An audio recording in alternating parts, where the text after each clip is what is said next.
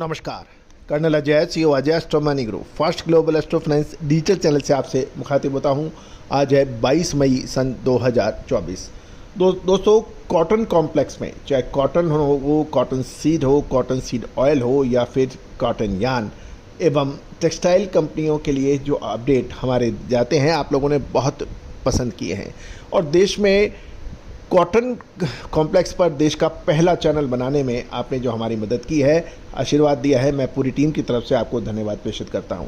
1 crore 22 lakh view से अधिक 1,38,000 से रजिस्टर्ड यूज़र इस बात की गवाही दे रहे हैं कि आपने कितना प्यार और सम्मान हमारे चैनल को दिया है। दोस्तों, आपको याद होगा कॉटन पे लगातार पिछले 5 सालों से हम आपको अपडेट दे रहे हैं कि और उच्चतम स्तर और न्यूनतम स्तर के ऊपर लगातार अपडेट दिए हैं। याद कीजिए 102 सेंट के ऊपर जब सभी लोग 115 और 120 सेंट कॉटन की बात कर रहे थे, उस वक्त हमने बार बार चेतावनी देते हुए कहा था कि क्या ऊपरी स्तरों पर मुनाफा वसूल करना चाहिए।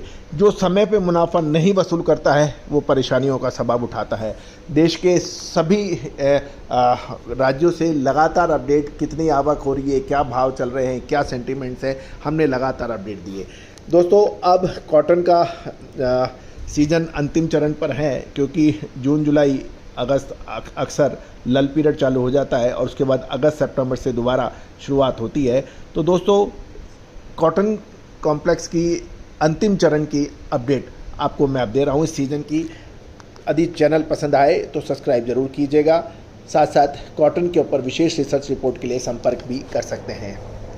दोस्तों, अक्सर कहा जाता है कि कपास के लिए यानी कॉटन में हर साल जून से अगस्त तक का सीज़न ऑफ सीज़न माना जाता है, क्योंकि गर्मी में के सीज़न की कपड़ों की मांग जून से पहले ही पूरी हो जाती है और ऑफ सीज़न होने पर दुनिया भर में कॉटन की मांग कम हो जाती है।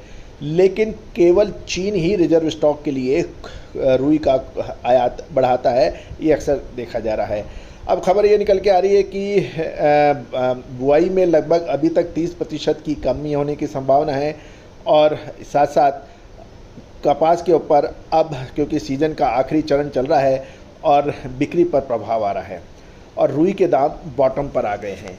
दोस्तों, हम इस शो में पूरी जानकारी आप तक लाने की कोशिश करेंगे। गौरतलब है कि सबसे पहले तो हम कॉटन की बैलेंस शीट देख लेते हैं 1 अक्टूबर सन 2023 से 19/5/2024 तक। यदि हम ओपनिंग स्टॉक देखें तो पिछले साल 25 लाख बेल्स का था, जो इस बार बढ़कर 27 लाख बेल्स का हुआ है। इंपोर्ट बिल्कुल घट गया है। पिछले साल 13 लाख बेल्स का इंपोर्ट हुआ था, इस बार मात्र 4.50 लाख बेल्स का हुआ है। अराइवल बहुत तेज़ी से बढ़ी है। पिछले साल 19/5/2024 तक 249 लाख बेल्स की आवक हुई थी, जो इस बार बढ़कर 296 लाख बेल्स हो गई है। कुल सप्लाई देखें, आयात, आवक, ओपनिंग स्टॉक को मिला के पिछले साल 19 अप्रैल तक 284.50 लाख बेल्स का था, जो इस बार बढ़कर 327.50 लाख बेल्स का हो गया है। साथ साथ हम बुआई पे के आंकड़े पे भी देख लेते हैं कि बुआई के आंकड़े पिछले साल 127.73 लाख हेक्टेयर में हुई थी, जो इस बार लगभग 5 लाख हेक्टेयर घटकर 123.87 लाख हेक्टेयर में हुई है। फसल का जो अनुमान पिछले साल 350 लाख बेल्स का था, इस बार घटकर 315 लाख बेल्स का है। स्टॉक पिछले साल ओपनिंग स्टॉक कुछ नहीं था, इस साल जो क्लोजिंग स्टॉक 10 लाख बेल्स होने की उम्मीद है। ये थी आवक, इंपोर्ट, सप्लाई की पोजीशन। अब हम बात कर लेते हैं खपत कितनी हुई है, कंजम्पशन कितना हुआ है।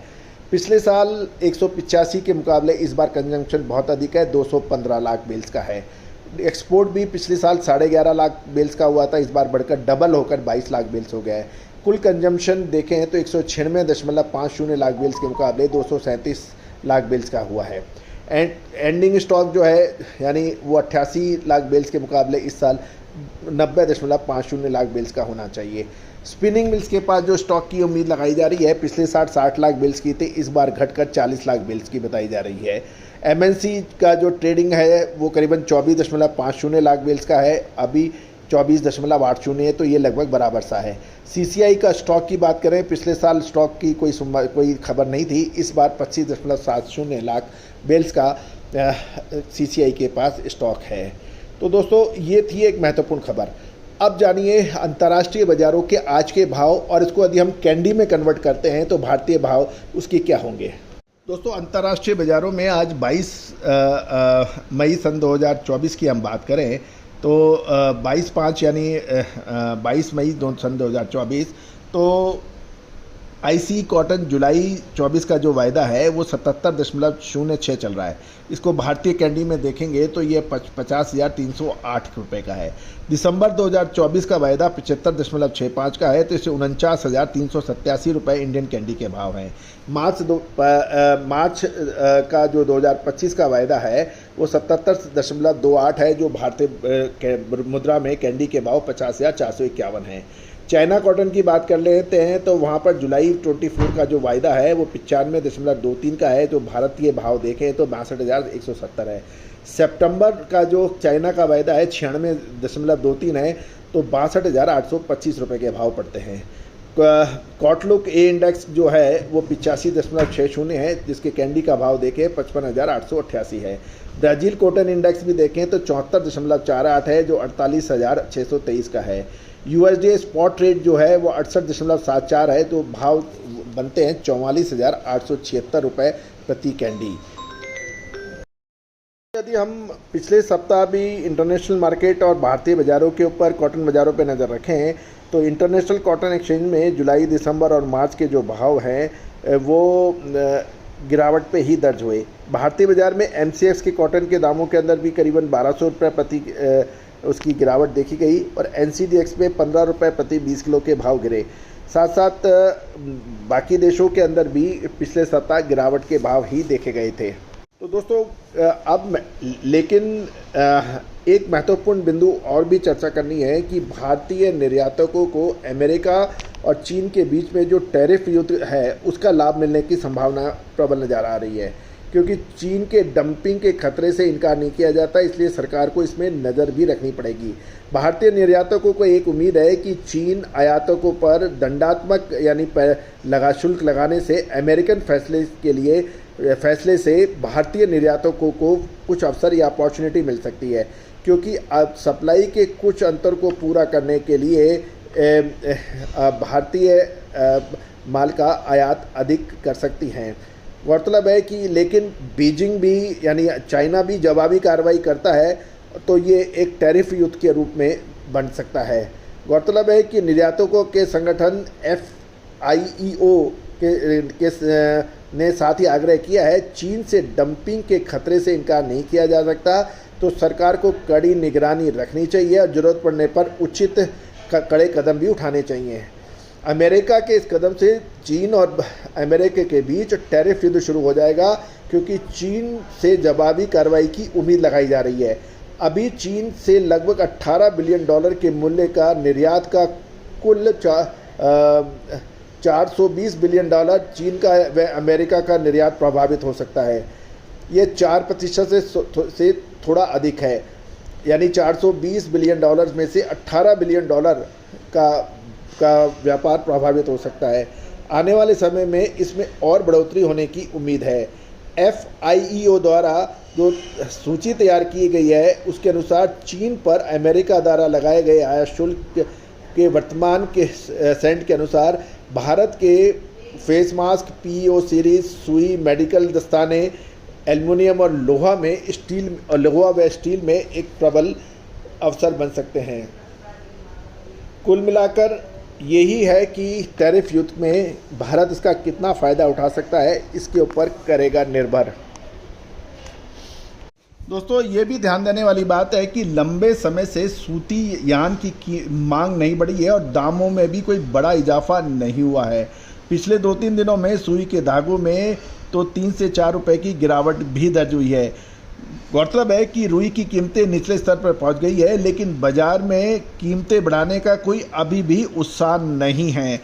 गौरतलब है कि रुई की आय भी लगातार घट रही है और अब ये 30 से 40 हज़ार बेल्स पर डे की रह गई है, और वर्तमान में पूरे देश में केवल गुजरात, सौराष्ट्र और महाराष्ट्र के मराठवाड़ा और विदर्भ में ही जोन में ही आवक की गतिविधि चल रही है। देश के ज़्यादातर जिनिंग मिलों के पास लगभग 200 से 2000 बेल्स का स्टॉक है, जो सबकी कैपेसिटी अनुसार, क्योंकि स्टोरेज कैपेसिटी में लागत लगती है, इसलिए प्रत्येक जिनिंग मिल स्टॉक बेचने के लिए कम के लिए कीमत बढ़ने का इंतज़ार कर रही है। अब जिनिंग मिल काफ़ी परेशानी उठा रहे हैं क्योंकि उन्होंने ऊंचे दामों पर माल नहीं बेचा।